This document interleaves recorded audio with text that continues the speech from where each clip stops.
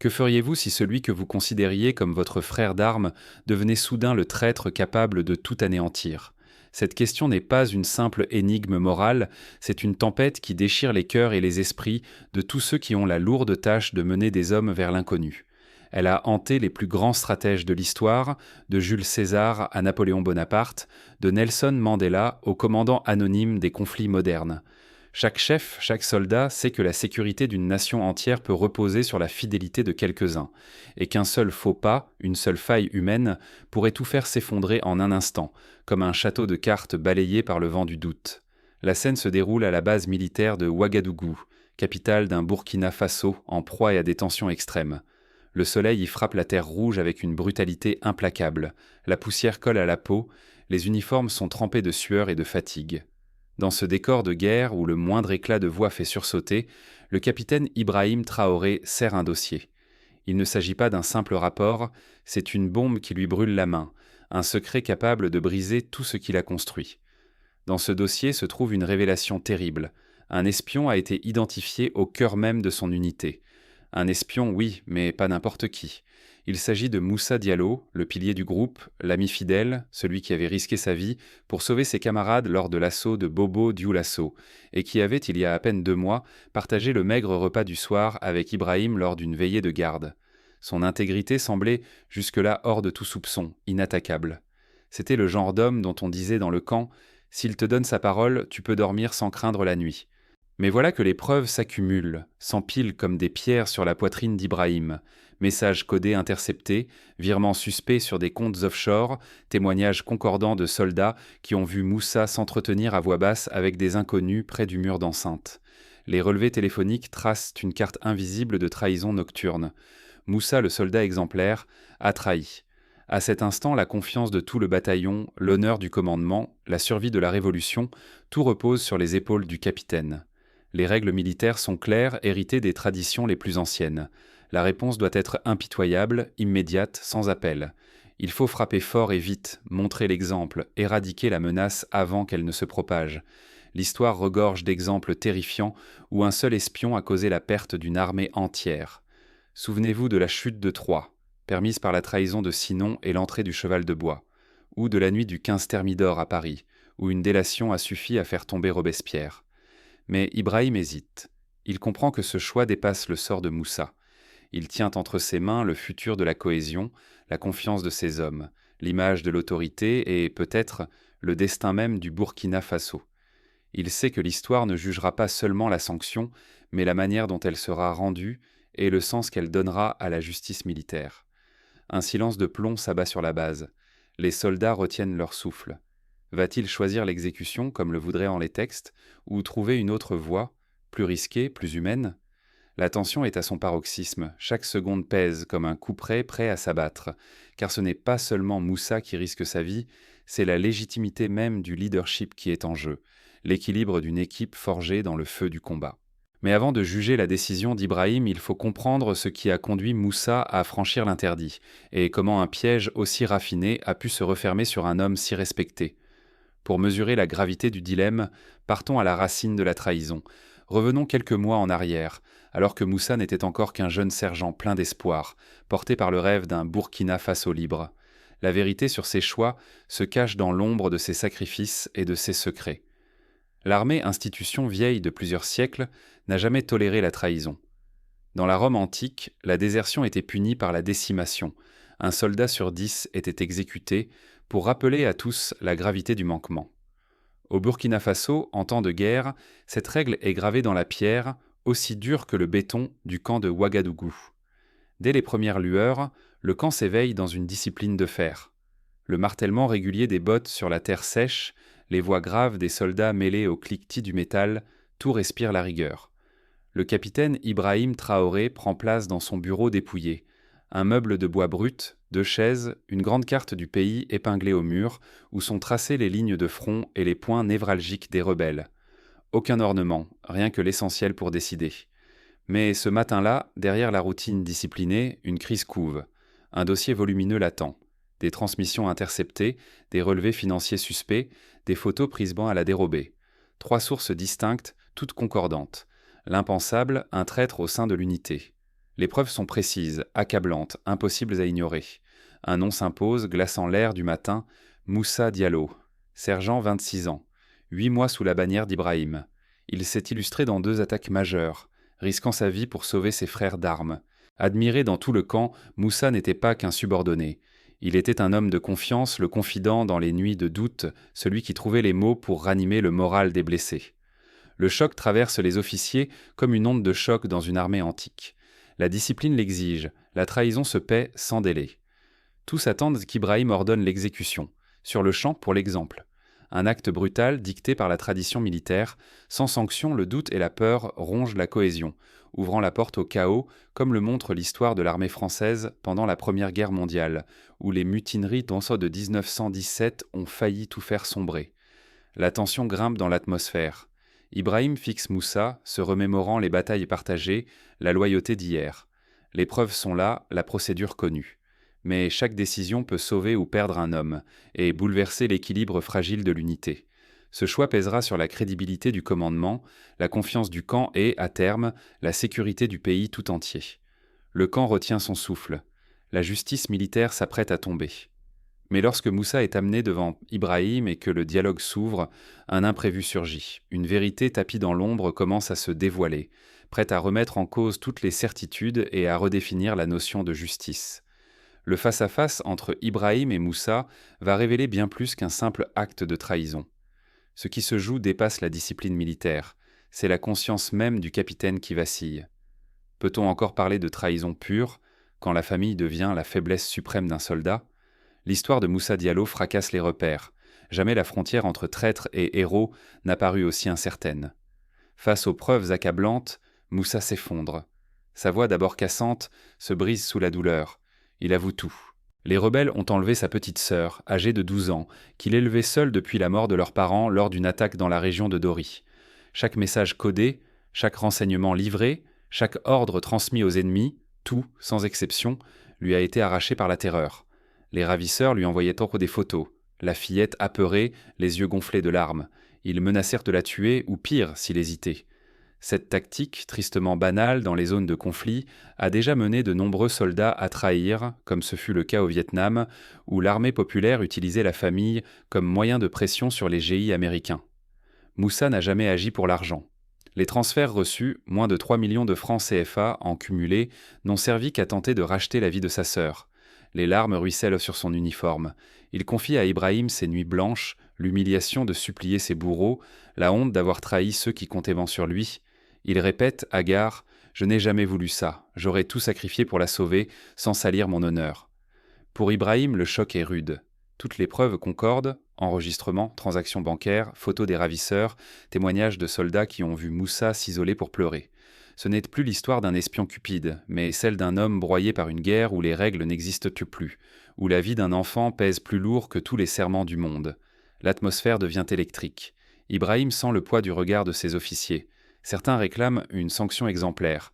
La discipline, affirme-t-il, est le dernier rempart car la moindre faiblesse fera tache d'huile. D'autres, silencieux, détournent les yeux, bouleversés par la détresse de Moussa et la cruauté du dilemme. Ce débat rappelle ceux qui ont agité les armées alliées pendant la Seconde Guerre mondiale, lorsque l'on découvrait que certains résistants n'avaient été parlés qu'après avoir vu leur famille torturée. La loi militaire est inflexible. Elle ne prévoit aucune circonstance atténuante. La sentence pour trahison est connue de tous depuis le premier jour. La mort, sans appel. Mais le cœur d'Ibrahim cogne. Quelle justice appliquée ? Quand la souffrance familiale devient une arme de guerre, peut-il briser un homme déjà détruit, juste pour sauver la façade de l'autorité ? Le conflit intérieur d'Ibrahim atteint son paroxysme. D'un côté, l'ordre et la survie de l'unité, ils exigent la rigueur. De l'autre, sa conscience. Elle refuse le sacrifice aveugle de l'humanité. Il sent la tension monter, seconde après seconde. Choisir la discipline, c'est peut-être perdre l'âme du groupe. Choisir la pitié, c'est risquer la suspicion, la division, le chaos. Les voix s'élèvent, les débats s'enflamment. La pitié tue plus sûrement que les balles. Ibrahim coupe court. Il demande à tous de sortir. Il veut réfléchir, seul, loin des regards, loin des slogans, face à ses principes et à la complexité humaine. Il comprend que la solution ne se trouve ni dans la vengeance, ni dans l'obéissance automatique. Des heures passent. L'ombre du doute plane sur le camp. Dans ce silence dense, une idée insolite émerge. Ibrahim s'apprête à remettre en cause tout ce que représente son uniforme, à envisager une issue risquée, audacieuse, presque suicidaire. La vie d'un homme ne tient plus qu'à un fil.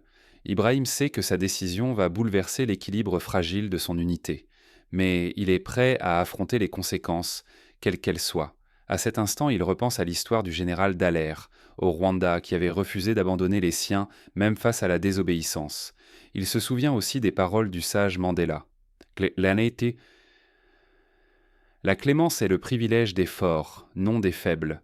Et si la plus grande vengeance n'était pas la punition, mais l'intelligence, le capitaine Ibrahim Traoré ose ce pari risqué, là où d'autres n'auraient vu que la colère. Face à la trahison de Moussa, il refuse la brutalité. Il imagine une riposte qui pourrait sauver des vies et briser l'élan des rebelles. Il prend conseil auprès de ses plus proches collaborateurs, étudie les réseaux de communication ennemis, consulte les experts en renseignement de la capitale. Ensemble, ils élaborent un plan inédit. Plutôt que d'exécuter Moussa, Ibrahim propose un pacte. Le traître devra transmettre de fausses informations à ses anciens alliés, mais chaque mot sera surveillé. Moussa devient l'appât, piégé dans sa propre ruse. L'équipe du capitaine orchestre chaque message, tissant une toile où les rebelles s'engouffrent, inconscients du danger. Cette technique, appelée déception militaire, a été utilisée avec succès pendant la Seconde Guerre mondiale. Lors de l'opération Fortitude, les Alliés ont trompé les nazis sur le débarquement en Normandie en utilisant de faux espions. L'opération, baptisée Aminata, en hommage à la sœur de Moussa, se déploie dans l'ombre. Les coordonnées sont truquées, les pièges posés. Convaincus de leur supériorité, les rebelles mordent à l'hameçon. Sur le terrain, des escouades silencieuses se positionnent, l'adrénaline au bord de l'explosion. Tout repose sur Moussa. Au moindre faux pas, c'est la vie d'Aminata, celle des soldats et l'honneur d'Ibrahim qui vacillent. Au cœur de la nuit, la tension est à son comble. Moussa, sous le regard perçant du capitaine, hésite. Les officiers retiennent leur souffle, prêts à intervenir. Les rebelles avancent, sur deux. Mais soudain, le piège se referme. Les soldats d'Ibrahim surgissent, capturent les assaillants, libèrent Aminata. Pas une seule perte dans les rangs de l'armée cette nuit-là. Tout s'est joué à un fil. Si Moussa avait trahi une seconde fois, tout aurait été perdu. Aminata tuée, des soldats tombés, et la réputation d'Ibrahim réduite à néant. Au contraire, ce succès fulgurant révèle la force d'un chef qui transforme la trahison en atout, la ruse en victoire, la compassion en stratégie. À l'image des stratèges antiques, Ibrahim a su transformer la menace en opportunité, rappelant la célèbre maxime de Sun Tzu. Si tu connais ton ennemi et que tu te connais toi-même, tu n'as pas à craindre le résultat de 100 batailles. Dans le camp, la stupeur laisse place à l'admiration. Moussa, brisé mais vivant, sait qu'il ne pourra plus jamais revenir en arrière. Ibrahim s'impose comme un chef capable de rallier au lieu d'exclure, de prévoir plutôt que de réagir. Son autorité grandit, nourrie par cet acte d'humanité calculé. Mais l'ultime épreuve s'annonce, à l'aube, l'unité attend la sentence. Moussa sera-t-il puni pour sa trahison ou bénéficiera-t-il du pardon? La justice du capitaine doit maintenant s'exprimer devant tous. La décision d'Ibrahim déterminera s'il est simplement un stratège ou un véritable leader. À ce moment crucial, toute son unité retient son souffle. Peut-on conjuguer autorité, discipline et pardon sans tout sacrifier? Cette question hante l'atmosphère lourde du camp, alors que le capitaine Ibrahim Traoré ordonne le rassemblement de toute l'unité pour le moment de vérité. Sous un soleil implacable, officiers et soldats s'alignent, la tension palpable à chaque respiration. Un silence total s'installe. L'enjeu de cet instant pèse sur chaque visage, chacun pressentant que l'histoire du Burkina Faso s'écrit ici. Ibrahim s'avance, sa voix, profonde, calme mais sans concession, rompt le silence. Il dévoile toute l'affaire devant ses hommes. La trahison de Moussa, les preuves accumulées, la blessure profonde de voir un frère d'armes briser le serment commun. Il ne cache rien, ni ses propres doutes, ni ses nuits blanches à chercher la faille, ni la difficulté de juger un homme qu'il avait lui-même formé. La sentence tombe. Moussa, déchu de tout grade, est relégué à la position la plus basse du camp. Il est placé en détention stricte, sans limite de durée. Pourtant, Ibrahim surprend son auditoire. Il refuse de condamner Moussa à mort.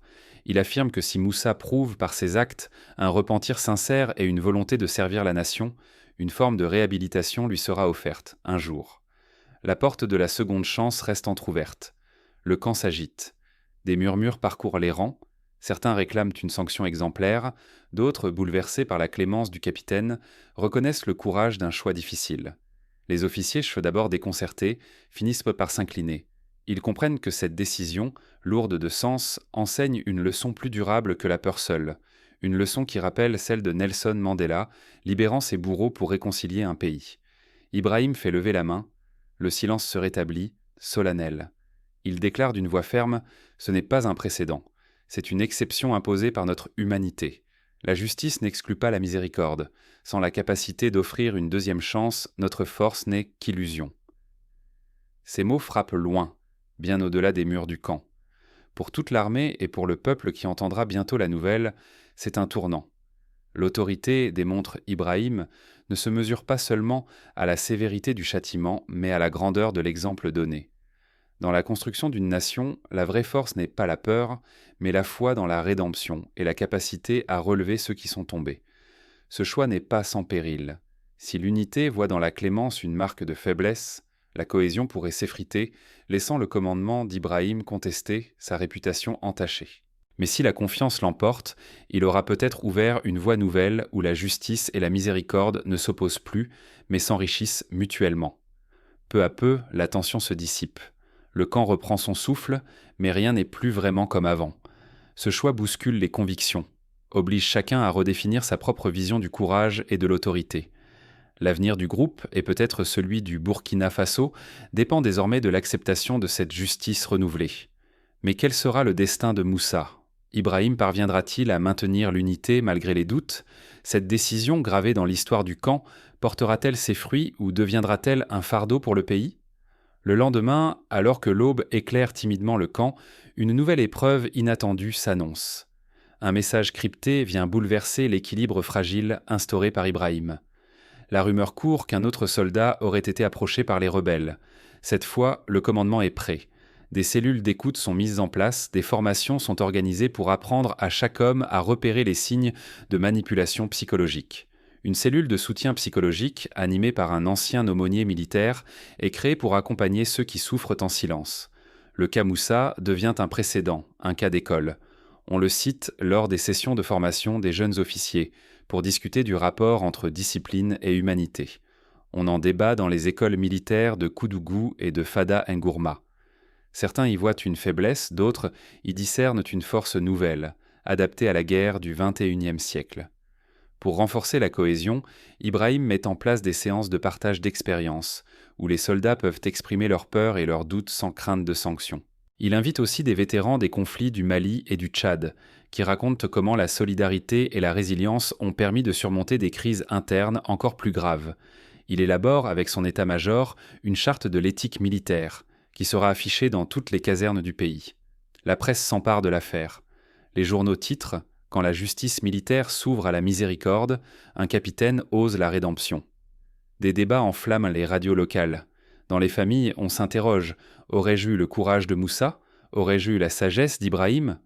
Cet épisode inspire d'autres initiatives. À l'Assemblée nationale, quelques députés proposent de revoir le code militaire pour intégrer des circonstances atténuantes en cas de chantage familial. Des associations de soutien aux familles de militaires se créent pour prévenir les prises d'otages et aider les soldats à résister aux manipulations ennemies. Mais l'histoire ne s'arrête pas là.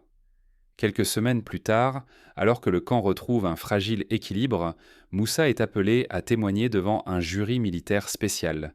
Il raconte son calvaire, décrit les méthodes des rebelles, alerte sur la nécessité de mieux protéger les familles des soldats.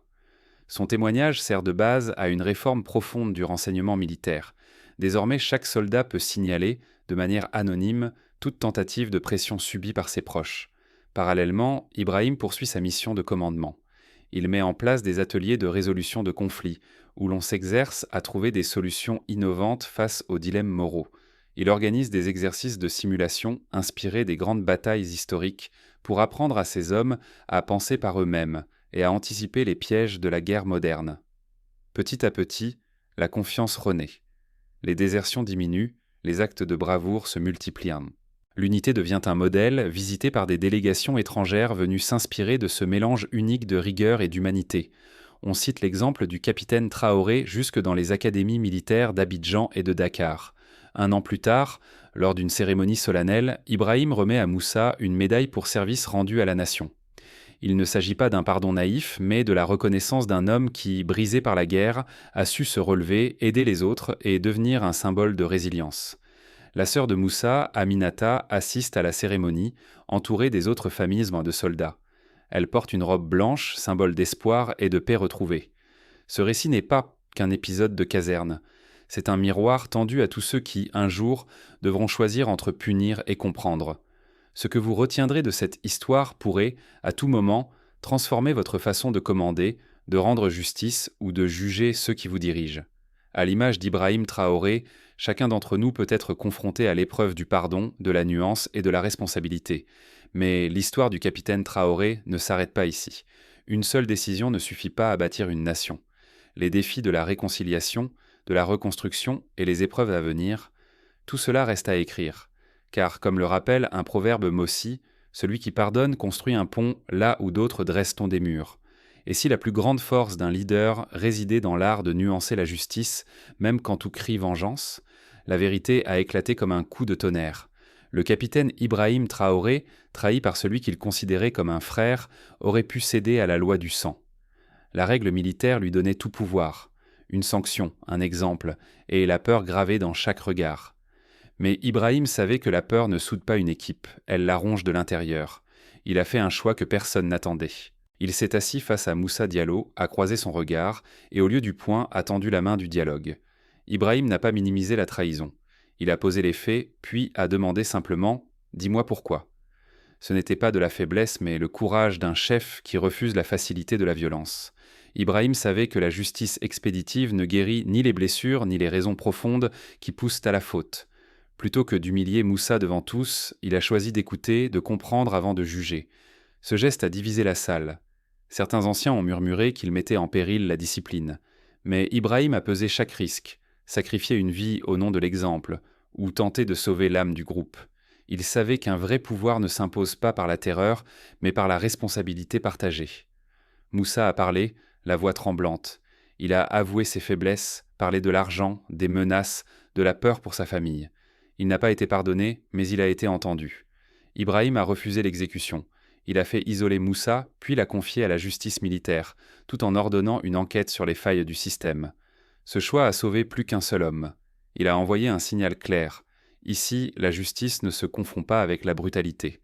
Les soldats ont compris que leur chef agissait par conviction, pas par impulsion. La confiance, loin de s'effriter, s'est trouvée consolidée. Même les sceptiques ont vu que l'autorité d'Ibrahim reposait sur autre chose que la simple crainte. Dans les semaines suivantes, la cohésion s'est renforcée. Les soldats sont venus partager leurs doutes, signaler les failles, confier leurs peurs. Un nouveau climat s'est installé, la loyauté ne naissait plus de la menace, mais du respect pour des principes supérieurs à la vengeance. Ce jour-là, Ibrahim Traoré a redéfini ce que voulait dire diriger sous la tempête. L'écho de sa décision a franchi les murs de la caserne. Dans tout le Burkina Faso, on a parlé d'un capitaine capable de doser fermeté et compassion.